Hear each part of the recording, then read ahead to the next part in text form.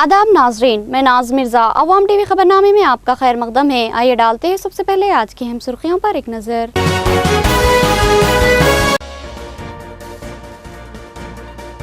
रियासती हुकूमत ज़राई शोबे में इस्लाहात और तरक्की की ख्वाहिशमंद, किसानों को मुमकिन ताउन फराहम किया जाएगा। पोचाराम का तयक़ुन, रियासती वजीर के हाथों किसानों में ट्रैक्टर्स की तक़सीम। फंड्स को हासिल करना मुकामी कायदीन की सलाहियतों पर मुनहसिर होता है। साबिक़ में 10 सालों में रेलवे लाइन के लिए महदूद फंड हासिल हुए और महज 3 साल में मैंने 329 करोड़ फंड मंजूर करवाया है। MP कविता का इंकशाफ। केशपल्ली गंगा रेड्डी के 10वें के प्रोग्राम का इनेकाद, अहम तरीन शख्सियतों की शिरकत। इनकी शख्सियत और खिदमत मशाले राह है। शिरकत करने वाले कायदीन ने इस एहसास का इजहार किया और विरसा से इज़हार ताज़ियत की। गुजरात असम्बली में एक खतरनाक बिल की मंजूरी अमल में आई। अब गाँवकशी महंगी पड़ेगी। गाँवकशी का मुल्जिम उम्र कैद की सजा भुगतने के लिए तैयार रहें और जुर्माना 1 ता 5 लाख आयद होगा। नाजरीन, खबरों के आगाज से क़ब्ल सुनने की सादत हासिल करेंगे इरशाद रब्बानी और फरमाने नबवी। बिस्मिल्लाहिर्रहमानिर्रहीम। रब्बे ज़ुल जलाल के नाम से शुरू, जो बड़े मेहरबान निहायती रहम वाले हैं। वो रब है दोनों मशरिकों और दोनों मगरिबों का। तो ऐ जिनों और इंसानों, तुम अपने रब की कौन कौन सी नेमतों को झुटलाओगे। इसने 2 दरिया जारी कर दिए जो एक दूसरे से मिल जाते हैं। इन दोनों में एक आड़ है कि इससे बढ़ नहीं सकते। बस तुम अपने रब की कौन कौन सी नेमतों को झुटलाओगे। इन दोनों में मोती और मूंगे बरामद होते हैं। फिर तुम अपने रब की कौन कौन सी नेमतों को झुटलाओगे। और अल्लाह ही की मिल्कियत हैं वो जहाज़ जो समंदरों में पहाड़ की तरह बुलंद चल फिर रहे हैं। तो पस ऐ इंसानों और जिनों, तुम अपने रब की कौन कौन सी नेमतों को झुटलाओगे। सूरह रहमान आयत 17 ता 25। बिस्मिल्लाहिर्रहमानिर्रहीम। अल्लाह सुब्हानहू तआला के नाम से शुरू, जो बड़े मेहरबान निहायती रहम वाले हैं। हज़रत अबू सईद खुदरी रज़ियल्लाहु अन्हु से रिवायत है कि नबी अक़दस सल्लल्लाहु अलैहि वसल्लम ने फरमाया, तुम में से कोई शख्स नमाज में भूल जाए और ये ना जाने कि इसने 3 रकात नमाज पढ़ी है या 4, तो उसे चाहिए कि अपना शक दूर करे और यकीन हासिल कर ले और फिर सलाम से पहले 2 सजदे कर ले। इस तरह अगर इसने 5 रकातें पढ़ ली तो इसकी नमाज शफा हो जाएगी, और अगर 4 रकातें पढ़ी तो इसकी नमाज पूरी हो जाएगी और शैतान की जिल्लत का बाइस होगी। हदीस मुबारका अहमद, मुस्लिम, अबू दाऊद। अब खबरें तफसील से।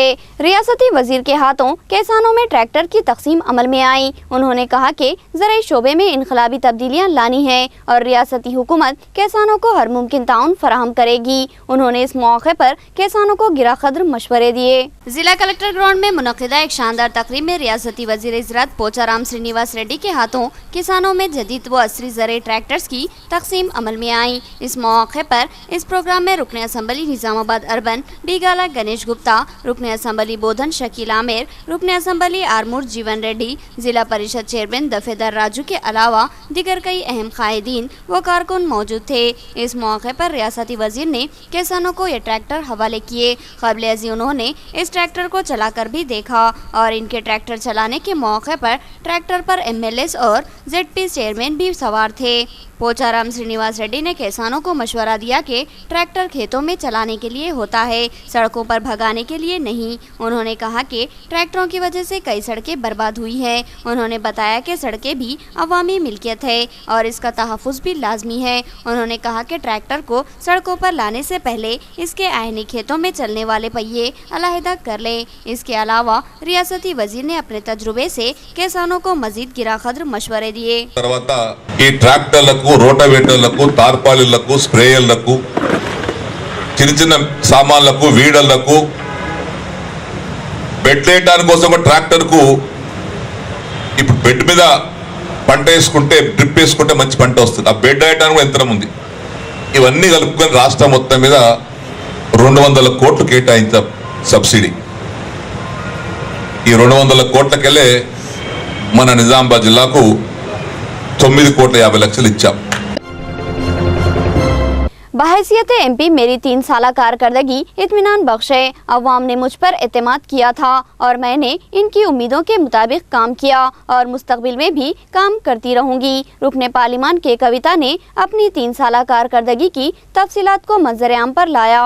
निजामाबाद रुकने पार्लिमान के कविता ने आज टीआरएस पार्टी ऑफिस में पुरहुजूम सहाफती इजलास से मुखातिब करते हुए अपनी बहैसियत रुकने पार्लिमान की खिदमत की तफसीलात को मंजर आम पर लाया। उन्होंने कहा कि हल्के पार्लिमान निजामाबाद की अवाम ने मुझ पर बहुत ज्यादा भरोसा किया है और मुझे इंतहाई भारी अक्सरियत से कामयाब बनाया और इस कामयाबी के बाद मुझ पर भारी जिम्मेदारी आयद हो चुकी है और मैं निजामाबाद की अवाम को जवाबदेह हूँ और इसीलिए मैं आज हल्के पार्लिमान निजामाबाद की अवाम को ये बताने जा रही हूँ कि गुज़िश्ता 3 सालों में मैंने अपने हल्के के लिए क्या खिदमत अंजाम दी है।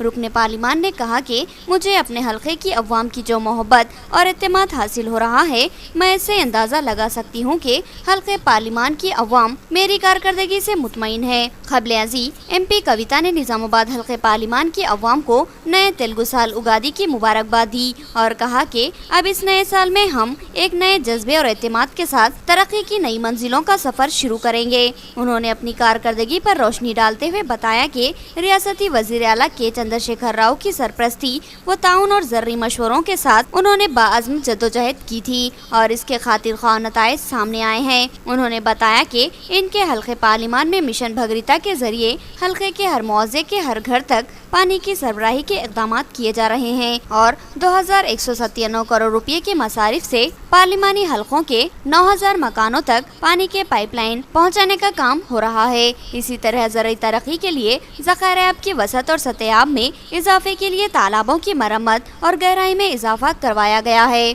ताकि ज़ेर-ए-काश दायरे में वसअत की जा सके और इस ज़िमन में इनके पार्लिमानी हल्के में 284 करोड़ के मसारिफ से मिशन काकतिया के तहत 3 साल में तालाबों की मरम्मत व तोसी व गहराई में इजाफे के काम किए गए हैं, जिसके बाद इन तालाबों में ज़ख़ीर-ए-आब में वाज़े इजाफा हुआ है, जिससे वसीतर इलाके में ज़राई सैराबी यकीनी होगी। उन्होंने इंतखाबी मुहिम के दौरान वादा किया था कि ज़राई सैराबी का जो मौजूदा रकबा है इसमें दुगना इजाफा कर दिया जाएगा और अब उन्होंने इस दावे को पूरा कर दिखाया। इन्हीं ज़ख़ायर-ए-आब से अब दुगनी अराजियों की सैराबी यकीनी होगी। इसके अलावा इनके पार्लिमानी हल्के में पुराने लिफ्ट इरिगेशन मराकिज़ की मरम्मत के अलावा नए लिफ्ट इरिगेशन के मराकिज़ के क़याम के लिए इक़दाम किए गए हैं और इनके हल्के के हर असम्बली हल्के जात में लिफ्ट इरिगेशन के नए प्लांट्स कायम किए गए हैं। इसी तरह R&B की सड़कों की तामीर व मरम्मत के लिए 750 करोड़ रुपए फंड खर्च किए गए हैं। नेशनल हाईवे से मरबूत सड़कों की तामीर के लिए 37 करोड़ और मुख्तलिफ मुआवज़ात को जोड़ने वाली सड़कों को पुख्ता बनाने के लिए 240 करोड़ रुपए फंड से काम करवाए गए हैं। इसके अलावा बरखी सब स्टेशनों से मुत्तसिल कामों, बरखी खंभों, ट्रांसफार्मर्स के कामों के लिए 141 करोड़ रुपए फंड्स खर्च किए गए हैं। रुकने पार्लिमान कविता ने बताया कि उन्होंने 3 सालों में अपने हल्के इंतखाब के 1,74,300 किसानों के 746 करोड़ रुपए के कर्जजात की माफी करवा ली है और साथ ही अंडरग्राउंड ड्रेन सिस्टम को मौसर व मजबूत बनाने के लिए 231 करोड़ रुपए मंजूर करवाए गए हैं और जल्द ही शहर में अंडरग्राउंड ड्रेन सिस्टम का काम मुकम्मल हो जाएगा और इन अंडरग्राउंड सिस्टम की मुकम्मल तामीर के बाद सड़कों की तामीर करवाई जाएगी। MP ने बताया कि साल 2017-18 में शहर निजामाबाद में पार्कों, रोड डिवाइडर, सड़कों और नालियों के काम के लिए 100 करोड़ रुपए खुसूसी फंड्स रियासती सरकार ने जारी कर दिया है और जल्द ही इस फंड से कामों का आगाज होगा। MP ने बताया कि जिले में हल्दी बोर्ड के क़याम के लिए कोशिश तेज कर दी गई है और इसके तहत 161 मुआवज़ात का अहाता किया जाएगा और अगर मरकजी हुकूमत इस बोर्ड के लिए ताउन नहीं करती तब भी रियासती हुकूमत के ताउन से या फिर खानगी असास पर इस स्पाइसेस पार्क का क़याम अमल में लाया जाएगा। इस सहाफत इजलास में अरकान असम्बली बिगाला गणेश गुप्ता, जीवन रेड्डी के अलावा MLC doctor Bhupat Reddy, mayor बल्दिया आकुला सुजाता, नेट कैप चेयरमैन SA अलीम, जागृति कायद सुनील रेड्डी और सदर जिला TRS ईगा गंगा रेड्डी और दूसरे शरीक थे। అందరికీ కూడా మనం మరి ఉగాది నిన్ననే చేసుకున్నాం, మొన్ననే కొత్త సంవత్సరానికి సంబంధించి నిజామాబాద్ జిల్లా ప్రజలందరికీ కూడా పేరు పేరున నా శుభాకాంక్షలు తెలియజేస్తా ఉన్నాను।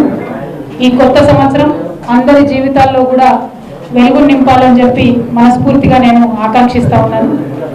ముఖ్యంగా తెలంగాణ కోసం అహర్నిశలు కష్టపడ్డటువంటి గులాబీ జెండా వాళ్లకు కష్టపడకుండానే తెలంగాణ కోసం మేము ఏదో చేసినామని చెప్పేటటువంటి మిగతా అన్ని కండువాల వాళ్ళకు, జెండాల వాళ్ళకు కూడా ఈ సంవత్సరం చాలా బాగుండాలని చెప్పి మనస్ఫూర్తిగా కోరుకుంటా ఉన్నాను।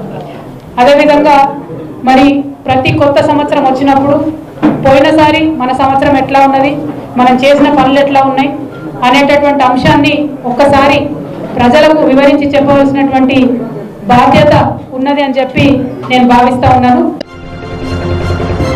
जिस कायद में सलाहियतें होती है वही कायद फंड्स हासिल कर सकता है और मैंने सिर्फ 3 सालों में 329 करोड़ रुपए फंड्स रेलवे लाइन के कामों के लिए मंजूर करवाए हैं, जबकि साबिक़ा कायद 5 साल में सिर्फ 83 करोड़ ही ला सके थे। MP कविता की दो टोक वजाहत। रुकने पार्लिमान निजामाबाद के कविता ने टीआरएस पार्टी ऑफिस में सहाफती इजलास से खिताब करते हुए बताया कि कई सालों से तातुल का शिकार पेद्दापल्ली निजामाबाद रेलवे लाइन बराए करीमनगर की तेज रफ्तार तकमील के लिए उन्होंने 3 सालों में 329 करोड़ रुपए फंड्स हासिल किए हैं, जिसकी वजह से इस साल निजामाबाद से करीमनगर और पेद्दापल्ली को मरबूत करती हुई रेलवे लाइन का आगाज हुआ है। उन्होंने हैरत का इजहार करते हुए कहा कि इस रेलवे लाइन की तकमील का सहरा हासिल करने की ऐसे कायदीन कोशिश कर रहे हैं जिनकी कारकर्दगी इस खुसूस में सिफर मानी जाएगी। उन्होंने कहा कि कांग्रेस के दौर में इस रेलवे लाइन के कामों का आगाज हुआ तो इसका मतलब ये नहीं कि कांग्रेस ने ही ये काम करवा लिया है या फिर बीजेपी की हुकूमत हो तो इसका मतलब ये नहीं कि मुकम्मल सहरा बीजेपी को ही मिलेगा। MP ने कहा कि 20 साल से काम सुस्त रफ्तारी का शिकार थे और इस दरमियान कांग्रेस और बीजेपी की हुकूमतें थी, फिर काम सुस्त रफ्तार क्यों रहा, क्यों इसके लिए फंड्स मंजूर नहीं हुए। MP कविता ने वजाहत करते हुए बताया कि कामों का आगाज तो हुकूमत ही करती है और बजट भी हुकूमत ही मंजूर करती है, लेकिन मुकामी मुंतखब कायदीन पर यह जिम्मेदारी आयद रहती है कि वो अपनी नुमाइंदगी से अपने हल्के के लिए कितने फंड्स हासिल करता है। इसकी मिसाल देते हुए MP ने बताया कि साबिक में वजीर आजम अटल बिहारी वाजपेयी के दौर में इस रेलवे लाइन के लिए 5 सालों में सिर्फ 83 करोड़ रुपए फंड्स हासिल हुए हैं और अभी बीजेपी हुकूमत है, लेकिन सिर्फ 3 सालों में 329 करोड़ रुपए रेलवे लाइन के कामों के लिए मंजूर हुए हैं। इसका मतलब ये है कि मरकजी हुकूमत या रियासती हुकूमत मुकामी कायदीन की नुमाइंदगी पर ही फंड्स मंजूर करती है।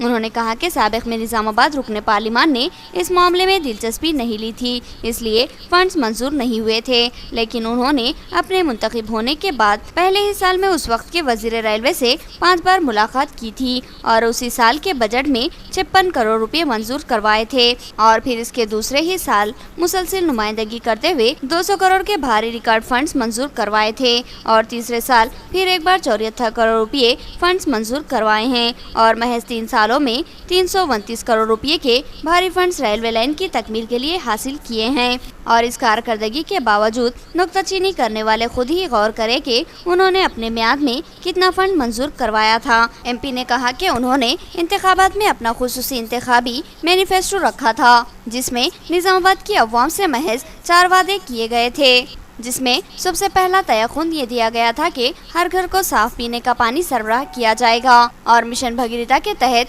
ये काम तकमील के करीब है, जबकि दूसरा वादा ज़राई सैराबी में दुगना इजाफा और मिशन काकतिया के तहत इस वादे की तकमील होने वाली है। तीसरा वादा हल्दी बोर्ड और स्पाइसेस पार्क के क़याम का, जिस पर काम तेजी से जारी है और ये वादा भी किसी भी हाल में पूरा कर लिया जाएगा। और चौथा वादा कई सालों से तातुल का शिकार रेलवे लाइन की तकमील करवाने और ट्रेन सर्विसेज शुरू करवाने का था और उसको महज 3 सालों में 329 करोड़ रुपए फंड्स हासिल करते हुए पूरा कर दिया गया है। MP कविता ने इस अज़्म का इजहार किया है कि अवाम ने मुझ पर जितना एतमाद किया है और वो जितनी मोहब्बत करती है, मैं यकीन दिलाती हूँ कि मुझसे जो तवक्कुआत अवाम ने वाबस्ता की है, मैं उससे दुगना काम करने की कोशिश करूँगी। इस प्रोग्राम में रुकने असेंबली बिगाला गणेश गुप्ता, जीवन रेड्डी, MLC भूपत रेड्डी, नेट कैब चेयरमैन SA अलीम, मेयर बल्दिया अकुला सुजाता, जागृति कायद सुनील रेड्डी, सदर जिला कांग्रेस ईगा गंगारेड्डी के अलावा दिगर शरीक थे। మాటలు ఇక్కడ ప్రజలకు చెప్పడం జరిగింది। ఒక మేనిఫెస్టోని మొట్టమొదటిసారి ఒక ఎంపీగా ఒక మేనిఫెస్టో నాకు నేనే పెట్టుకోవడం జరిగింది। అంటే ఒక మేనిఫెస్టో పెట్టుకుంటే నిబద్ధతతోని ఖచ్చితంగా పనిచేస్తామనే ఉద్దేశంతోని కేవలం 4 అంశాలే నేను మాట ఇచ్చిన। అందులో మొదటిది నా నియోజకవర్గ పరిధిలో ప్రతి ఇంటికి తాగునీరు అందిస్తామని చెప్పి, శుద్ధమైన తాగునీరు అందిస్తామని చెప్పి, రెండవది మన జిల్లాలో ఉండేటటువంటి సాగుని రెట్టింపు చేస్తామని చెప్పి, మూడవది పసుపు బోర్డు సాధన కోసం నిరంతరం కృషి చేస్తానని చెప్పి, నాలుగవది పెద్దపల్లి నిజామాబాద్ రైల్వే లైన్ని పూర్తి చేస్తానని చెప్పి, ఈ 4 మాటలను ప్రధానంగా నేను చెప్పడం జరిగింది। అది కాకుండా టీఆర్ఎస్ పార్టీ ఇచ్చినటువంటి మేనిఫెస్టోను కూడా కంప్లీట్గా చెప్పడం జరిగింది। రైల్వే లైన్ కోసం నేను ఎంపీ అయిన మొదటి సంవత్సరంలో సదానంద గౌడ గారు మంత్రి ఉంటే దాదాపు ఒక 50 సార్లు ఆయనను కలిసి విజ్ఞప్తి చేసి దీన్ని ప్రయారిటీ లైన్లో పెట్టండి, మీరు కూడా సౌత్ ఇండియా నుంచి ఉన్నారు, మీరు పెట్టినట్టయితేనే పెండింగ్ ఉన్నటువంటి లైన్లు పూర్తవుతాయంటే పాపం ఆయన ఎన్నో లైన్లు దేశవ్యాప్తంగా పెండింగ్ ఉన్నప్పటికీ 60,000 కోట్ల రూపాయల డబ్బులు ఇంకా పెండింగ్ లైన్లకు ఇవ్వాల్సి ఉన్నప్పటికీ మన నిజామాబాద్ పెద్దపల్లి రైల్వే లైన్ని మరి వారు ప్రయారిటీ లిస్ట్లో పెట్టడంతో 2వ సంవత్సరం ఇమీడియట్గా ఒకేసారి పెద్ద ఎత్తున మనకు డబ్బులు వచ్చేటటువంటి ఆస్కారం జరిగింది. దాంతో ఇప్పటి వరకు 329 కోట్ల రూపాయలు రావడం, ఆ పనులు కూడా త్వరితగతిన పూర్తవడం మనం చూసినాం. निजामाबाद मेडिकल कॉलेज और सरकारी दवाखाना निजामाबाद की मजबूत तरक्की के लिए भारी फंड्स मख्तस है। जल्द ही MCI से नुमाइंदगी करते हुए मजीद नशिस्तें हासिल की जाएंगी और फाल इंतजामी कमेटी की निगरानी में काम करवाया जाएगा। MP कविता का सहाफती इजलास में इंकशाफ। TRS पार्टी ऑफिस में सहाफती इजलास से खिताब करते हुए रुकने पार्लिमान के कविता ने इंकशाफ किया कि निजामाबाद मेडिकल कॉलेज और सरकारी दवाखाने को मजबूत करते हुए इनको तमाम असरी साइंसी व तिब्बी आला से लेस किया जाएगा और इस प्रोजेक्ट के लिए 131 करोड़ रुपए फंड्स रियासती हुकूमत ने मंजूर किए हैं और साथ ही मेडिकल काउंसिल ऑफ इंडिया से नुमाइंदगी करते हुए मेडिकल कॉलेज में नशिस्तों में इजाफे के लिए भी बातचीत की जा रही है। रुकने पार्लिमान ने बताया कि मेडिकल कॉलेज और सरकारी दवाखाने को इंतहाई कारकर्द व फाल बनाने के लिए एक खुसूसी इंतजामी कमेटी की तश्कील अमल में लाई जा रही है, जिसमें इनके अलावा जिला कलेक्टर और दीगर अहम कायदीन व ओहदेदार शामिल हो गए। रुकने पार्लिमान ने बताया कि रियासती वजीर आला तालीमी शोबे पर खुसूसी तवज्जो मरकूज किए हुए हैं और हिंदुस्तान की तारीख में पहली बार कोई रियासत तालीम पर इस कदर भारी बजट खर्च कर रही है। उन्होंने बताया कि हॉस्टल और स्कूल्स का वसीतर जाल बिछाया जा रहा है, जहां आरामदा माहौल में असरी तालीम से तलबा को आरास्ता किया जाएगा। इसी तरह निजामाबाद मेडिकल कॉलेज को भी सहूलतों से आरास्ता करने और नशिस्तों में इजाफा करवाने में रियासती हुकूमत खुसूसी दिलचस्पी ले रही है। నేను ఎంపీ అయిన తర్వాత మొట్టమొదటి రివ్యూ చేపట్టిందే మెడికల్ కాలేజ్ గురించి. మన నిజామాబాద్లో medical college, government medical college రావాలి, ఎట్టి పరిస్థితుల్లో అది వెనక్కి వెళ్ళిపోకూడదు పర్మిషన్స్ అని చెప్పి గౌరవ ముఖ్యమంత్రి వర్యులను అడిగితే ఇవాళటి వరకు 132 కోట్ల రూపాయలను మెడికల్ కాలేజ్ కమ్ హాస్పిటల్ కలిపి మన గౌరవ ముఖ్యమంత్రి గారు కేటాయించడం జరిగింది. ఈ 132 కోట్లలో మరి రకరకాల అభివృద్ధి పనులు ఈ హాస్పిటల్ మేనేజ్మెంట్ కమిటీ, డెవలప్మెంట్ కమిటీలో భాగంగా మా ఎమ్మెల్యేలు, జిల్లా కలెక్టర్ గారు, మేము అందరం ప్రయత్నం చేసి ఒక పక్క ఆసుపత్రి ప్రమాణాలను పెంపొందిస్తూ ఇంకొక పక్క మెడికల్ సీట్లు పోకుండా నిరంతరం ఢిల్లీలో MCIతో మాట్లాడుతూ వాటిని కాపాడుకోవడం జరిగింది. नाजरीन, आप लेंगे एक छोटा सा वक्फा। नाजरीन के लिए एक जरूरी इत्तला। जी हाँ, नाजरीन के लिए एक अहम इत्तला। मरकजी महकमे इत्तलात व नशरियात की जानिब से मुल्क में डैश सिस्टम का निफाज अमल में आ रहा है। डैश यानी डिजिटल एक्सेस सिस्टम का निफाज अमल में आएगा। मुल्क की 7,709 बल्दियात में सिर्फ और सिर्फ डिजिटल सेटअप बॉक्स ही कारगर होंगे और नॉर्मल सेटअप बॉक्स बंद हो जाएंगे। आप सिर्फ डिजिटल सेटअप बॉक्स पर ही अपने पसंदीदा चैनल्स देख सकेंगे। मरकजी हुकूमत ने for a cable television act 1995 के तहत ब्रॉडकास्टर को सख्ती से अहकाम जारी किए हैं। खिलाफ कानून नशरियात जारी रखने वालों के खिलाफ सख्त कानूनी कार्रवाई की जाएगी। यहाँ से तमाम MSO पर लाजिम है कि वो रीट्रांसमिट सिग्नल्स को डिजिटल अनक्रप्टेड मोड पर ही रखे। नाजरीन, मार्केट में दस्तियाब डैश सिस्टम शराइत की खिलाफ वर्जी करने वाले सेटअप बॉक्स से धोखा न खाएं। जी हाँ, डिजिटल एक्सेस सिस्टम से आरास्ता सेटअप बॉक्स ही लगवाएं। सिटी डिजिटल सेटअप बॉक्स ही डैश कानून के ऐन मुताबिक है, लिहाजा धोखा न खाएं और महकमा इत्तलात और नशरियात की शराइत पर पूरा उतरने वाले सिटी डिजिटल नेटवर्क का सेटअप बॉक्स ही लगवाएं। इस सेटअप बॉक्स पर आप 299 चैनल से लुत्फानंदोज होंगे और उन चैनल्स में 999 तक का इजाफा होगा। सिटी डिजिटल नेटवर्क मरकजी महकमा इत्तलात और नशरियात से इजाज़त याफ्ता है। महकमा जाती खिलाफ वर्जी करने वालों पर मुकदमात दायर होंगे। होशियार नाज़रीन, धोखेबाजों से होशियार रहें और सिटी डिजिटल सेटअप बॉक्स ही लगवाएं।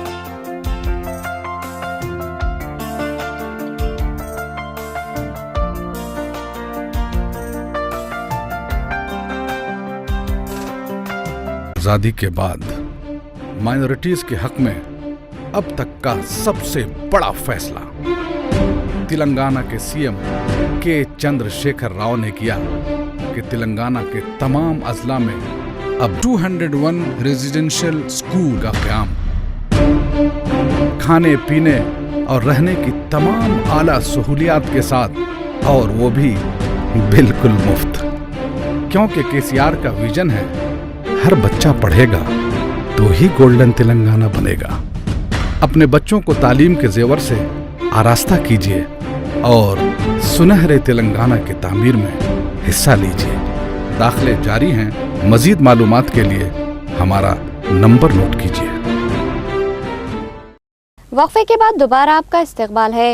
केशपल्ली गंगारेड्डी की शख्सियत और इनकी खिदमत नए सियासतदानों के लिए मशाले राह है। जिले की अवाम इनको कभी भी फरामोश नहीं कर सकती। केशपल्ली के 10वें के प्रोग्राम में शरीक शुरका का एहसास। साबिक रुकने पार्लिमान केशपल्ली गंगारेड्डी की वफात को 10 दिन मुकम्मिल हुए। इस मौके पर लक्ष्मी कल्याण मंडपम आरमूर रोड पर एक प्रोग्राम संताप दिवस के नाम से मुनक्किद किया गया, जिसमें रियासत के कई अहम कायदीन ने शिरकत करते हुए इनके खानदान से इजहार यगानगत की और अनचाहानी केशपल्ली गंगारेड्डी को श्रद्धांजलि पेश की। इस प्रोग्राम के अहम शुरका में रुकने पार्लिमान निजामाबाद के कविता, साबिक बीजेपी रियासती सदर किशन रेड्डी, साबिक वजीर सुदर्शन रेड्डी, साबिक स्पीकर सुरेश रेड्डी, साबिक एमपी नारायण रेड्डी के अलावा अराकीन असम्बली बीगाला गणेश गुप्ता, जीवन रेड्डी, सदर जिला बीजेपी पल्ले गंगारेड्डी, गंगाराम, महेश कुमार गौड़ और दीगर कई अहम तरीन कायदीन शामिल थे। इन कायदीन ने बताया कि केशपल्ली गंगारेड्डी का तवील तरीन सियासी सफर नए सियासतदानों के लिए मशाले राह है। उन्होंने अवाम की गिरा कदर खिदमत की थी और अवाम उन्हें कभी भी फरामोश नहीं करेगी। इस मौके पर इनके फर्जंदान आनंद रेड्डी और श्रीनिवास रेड्डी ने शुरका से इजहार तशक्कुर किया।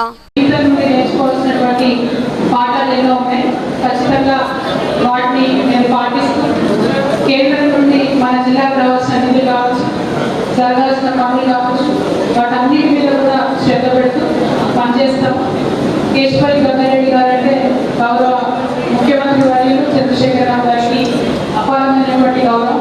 కొన్ని రోజులు వారు మన తెలంగాణ రాష్ట్ర సమితితో కూడా కలిసి పనిచేసినటువంటి నాయకుడు. వారికి ఉన్నటువంటి అనుబంధం, వారి పట్ల ఉన్నటువంటి గౌరవాన్ని పురస్కరించుకొని మరి వారి తుది శ్వాస వచ్చినటువంటి సందర్భంలో స్టేట్ ఆనర్ ఇచ్చి కూడా మనము గౌరవ గంగారెడ్డి గారిని बीड़ी की सनत से वाबस्ता मजदूरों के लिए बजट में कोई तयख्खुन नहीं दिया गया। इनको वजीफाजात की सहूलत फराहम की जाए और खुसूसी बजट मख्तस किया जाए। CITU की क़यादत में बीड़ी वर्कर्स का RDO ऑफिस पर धरना। CITU खातून कायद नूरजहां की क़यादत में बीड़ी की सनत से वाबस्ता बीड़ी मजदूर, पैकिंग मजदूर, ठेकेदार और भट्टी मजदूरों ने RDO ऑफिस निजामाबाद पर एहतजाजी धरना मुनज़्ज़म किया और RDO को एक याददाश्त पेश करते हुए बीड़ी की सनत से वाबस्ता अफराद के लिए फलाही इक़दामात बिलखुसूस वजीफे की मांग की। नूरजहां ने कहा कि इन बीड़ी वर्कर्स में कई लोग PF जमा करते हैं और इनको हुकूमती आसरा वजीफा फराहम नहीं किया जा रहा है। उन्होंने मुतालबा किया कि बीड़ी की सनत से वाबस्ता हर मजदूर को वजीफा फराहम किया जाए। उन्होंने बताया कि हालिया बजट सेशन में बीड़ी मजदूरों के लिए कोई भी वाज़ेह ऐलान नहीं किया गया है। ज़रूरी था कि बीड़ी वर्कर्स के लिए खुसूसी बजट मख्तस किया जाता, मगर ऐसा नहीं किया गया।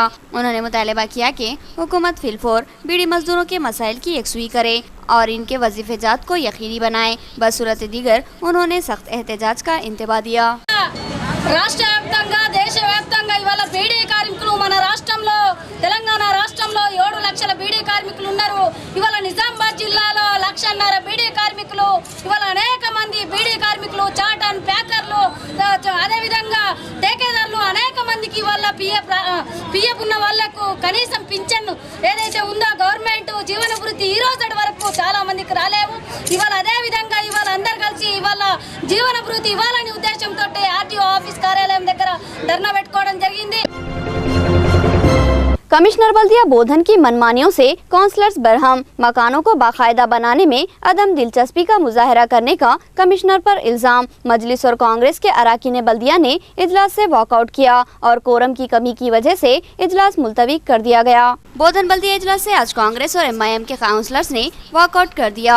आज सुबह चेयरमैन बल्दिया इलैया की सदारत में बल्दी इजलास का आगाज हुआ, जिसके बाद MIM और कांग्रेस के कायदीन ने सवाल उठाया कि मकानों को बाकायदा बनाने के लिए दी गई दरख्वास्त दरख्वास्तों की यकसुई में आखिर टाल मटोल का मुजाहरा क्यों किया जा रहा है और बोधन कमिश्नर बल्दिया इस मामले में गुज़िश्ता 4 माह से टाल मटोल और लापरवाही का मुजाहरा क्यों कर रहे हैं। बोधन बल्दिया के वाइस चेयरमैन व मजलिसी काउंसलर हबीब खान और कांग्रेसी बल्दी फ्लोर लीडर आबिद अली सेठ की क़यादत में कांग्रेस और मजलिस के काउंसलर्स ने शिकायत की कि अवाम की जानिब से रेगुलाइजेशन के लिए दरख्वास्तों की यकसुई नहीं की गई है, जिसकी वजह से कई गरीब खानदान मसाइब व मुश्किलात का शिकार बने हुए हैं। बाज़ खानदान चाहते हैं कि अपने मकान फरोख्त कर दे और बाज़ की शादियां अदम फरोख्त की वजह से मौखर है। उन्होंने कहा कि कई माह कबल अपने मकानों को बाकायदा बनाने के लिए दरख्वास्तें दाखिल की गई थी और चेयरमैन बल्दिया ने इस पर दस्तखत सुबूत कर दिए, लेकिन कमिश्नर बल्दिया स्वामी नायक इस मामले में लीतोलाल या फिर लापरवाही का मुजाहरा करते हुए अवाम को हरासानी का शिकार बना रहे हैं। जबकि GO 194 बल्दिया के तहत अवाम को रेगुलाइजेशन के हुकूक फराहम किए गए हैं,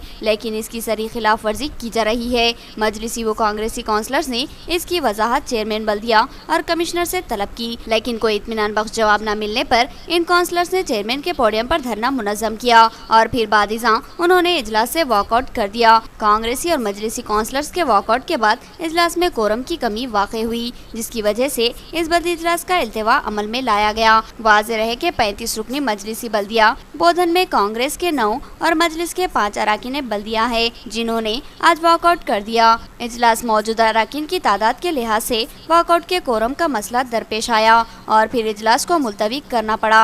वॉकआउट करने वाले अराकीन बल्दिया ने कमिश्नर बल्दिया का मुहासिबा करने का मुतालबा किया।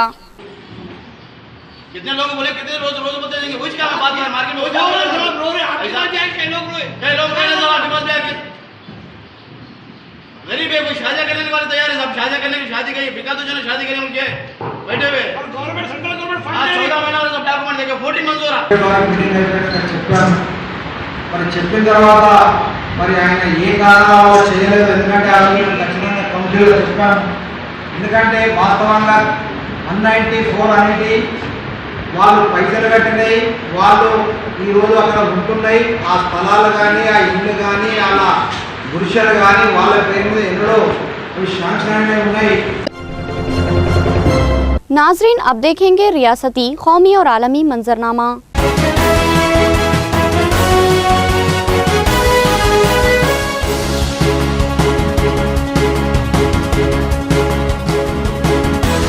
गुजरात असम्बली में एक अहम बिल मंजूर किया गया, जिसकी रोज से गौकशी के मुलजिम को अब 7 साल की जगह उम्र कैद की सजा मिलेगी और 1 लाख तक 5 लाख रुपए जुर्माना आयद होगा। यूपी में गैर कानूनी मजबक पर चल रही कार्रवाई के दरमियान गुजरात असम्बली ने एक सख्त कानून पास किया है। इसके तहत गौकशी तरमीम बिल पास हो गया। इस नए कानून के तहत अब गौकशी के कसूरवारों को उम्र कैद की सजा का भी बंदोबस्त किया गया है। इस नजरसानी कानून को आज असम्बली सेशन के आखिरी दिन पास कर दिया गया। गुजरात जानवर तहफ़्फ़ुज़ एक्ट 1954 के नजरसानी कानून के तहत गायों की स्मगलिंग पर 10 साल की सजा का कानून भी है। इसके साथ ही शाम 7 बजे से सुबह 5 बजे तक इनको एक जगह से दूसरी जगह ले आने पर भी पाबंदी लगा दी गई है। साल 2011 में कानून में जो तरमीम की गई थी, इसके मुताबिक गौकशी के कसूरवारों के लिए ज्यादा से ज्यादा 7 साल की सजा का बंदोबस्त किया गया था। इसी कानून में तरमीम के तहत अब इस सजा को उम्र कैद में तब्दील कर दिया गया। नए कानून में जुर्माने की रकम को 50,000 से बढ़ाकर दुगुना कर दिया गया और अब इस कानून के तहत 1 लाख से 5 लाख रुपए तक का जुर्माना आयद करने की इस नए कानून में गुंजाइश मौजूद है। सुब्रमण्यम स्वामी की तेज रफ्तार समाअत की दरख्वास्त को सुप्रीम कोर्ट ने मुस्तरद कर दिया और कहा कि तुम फरीक नहीं हो, जबकि मुकदमे के फरीकीन ने स्वामी की मदाखिलत पर एतराज किया है। भारतीय जनता पार्टी के रहनुमा और साबिक मरकजी वजीर सुब्रमण्यम स्वामी की अयोध्या राजी तनाज़े पर दाखिल की गई दरखास्त पर जल्द समाअत करने से सुप्रीम कोर्ट ने आज इनकार कर दिया। सुप्रीम कोर्ट ने स्वामी के मामले की जल्द समाअत की दरखास्त मानने से इनकार करते हुए उन्हें फरीक भी तस्लीम नहीं किया है और वक्त की कमी को जवाब बनाकर मामले की जल्द समाअत से भी इनकार कर दिया है। फरीकीन की दलील थी कि स्वामी इस मुकदमे में फरीकी नहीं है। अदालत ने जब स्वामी से कहा कि हमें आपने ये नहीं बताया कि आप इस अहम मुकदमे में फरीक नहीं है, तो स्वामी ने भी तस्लीम किया कि वो इस मुकदमे में फरीक नहीं है। लेकिन उसे वो मजहबी अकीदे का मामला समझते हैं, इसलिए जल समाज की दरखास्त कर रहे हैं। स्वामी ने कहा कि इनका इस तनाज़े में प्रॉपर्टी से कोई मतलब नहीं है। उन्होंने दरखास्त सिर्फ अपने इबादत करने के हक की वजह से दायर की है। फरीकीन की दलीलें सुनने के बाद चीफ जस्टिस जगदीश सिंह कोहर ने मामले की फौरी समाअत से इनकार कर दिया। वाज़ेह रहे कि इसी माह सुप्रीम कोर्ट ने अयोध्या तनाज़े का हल बाहमी बातचीत के जरिए निकालने का मशवरा भी दिया था और कहा था कि जरूरत पड़ने पर वो मसलहतकार के लिए भी रूल अंजाम देने तैयार हैं। इससे पहले भी इस मामले के अहम दरखास्त गुजार मरहूम मोहम्मद आशा अंसारी के बेटे ने सुप्रीम कोर्ट को खत लिखकर स्वामी की तरफ से मामले के वाबस्तगान तमाम फरीकों को कुछ बताए बगैर फौरी समाअत की मांग की मुखालिफत की गई थी। गौरतलब बात है कि अयोध्या इबादतगाह केस के सबसे पुराने दरखास्त गुजार हाशिम अंसारी 95 साल का गुज़िश्ता साल जुलाई में इंतकाल हो चुका है। मरहूम को दिल का आरज़ा लाहक था। कलकत्ता के जज जस्टिस कन्नान और सुप्रीम कोर्ट में तनाज़ा बढ़ता जा रहा है। शख्सी हाजिरी और वजाहत के बाद बहाल करने से इनकार पर जस्टिस कन्नान की जवाबी कार्रवाई। कलकत्ता हाईकोर्ट के जज जस्टिस CS करनान और सुप्रीम कोर्ट के दरमियान तसादुम खत्म होता नजर नहीं आ रहा है। करनान के खिलाफ जारी तौहीन अदालत के मामले में जुमा को सुप्रीम कोर्ट में अहम समाअत हुई। अदालत उज़्मा के सख्त रुख के बाद करनान जुमा को अदालत के सामने पेश हुए और खुद को इंतजामी और अदालती कामों पर बहाल किए जाने की अपील की। ताहम कोर्ट ने इनका ये मुतालबा मुस्तरद कर दिया और सुप्रीम कोर्ट की तौहीन के मामले में 4 हफ्ते में जवाब देने का हुक्म जारी किया। सुप्रीम कोर्ट ने करनान से कहा है कि वो अपने इस मुबैना बयान से मुताल्लिक़ तहरीरी जवाब दाखिल करें, जिसमें उन्होंने बाज़ जजों के बारे में कहा था कि वो बदउनवानी में मुलविस हैं। कबल अज़ीं अदालत ने सख्ती से एक हुक्म जारी करके इनसे कहा था कि वो आज के दिन अदालत में ज़ाती तौर पर हाजिर रहें। 7 जजों का आईनी बेंच जस्टिस करनान के खिलाफ मामले की समाअत कर रहा है। बेंच की सरबराही चीफ जस्टिस जगदीश सिंह कोहर कर रहे हैं, जबकि ये bench justice Dipak Misra, justice J Chelameswar, justice Rajan Gogoi, justice Madan B Lokur, justice Pinaki Chandra Ghose और जस्टिस कोरियन जोसेफ पर मुश्तमिल है। हिंदुस्तानी अदलिया की तारीख में पहली मरतबा हाई कोर्ट का कोई जज सुप्रीम कोर्ट में जाती तौर पर हाजिर होकर अपनी मदाफत करने जा रहा है। ANI से बातचीत में जस्टिस करनान ने कहा कि आईनी बेंच के 7 जजों के खिलाफ वो हुक्म पास करेंगे। जब ये पूछा गया कि क्या उन्हें इस बात का हक हासिल है, तो उन्होंने हाँ में जवाब दिया और इसके कुछ देर बाद जस्टिस करनान ने 7 जजों के खिलाफ हुक्म जारी भी कर दिया। आखिर में सुर्खियां एक बार फिर।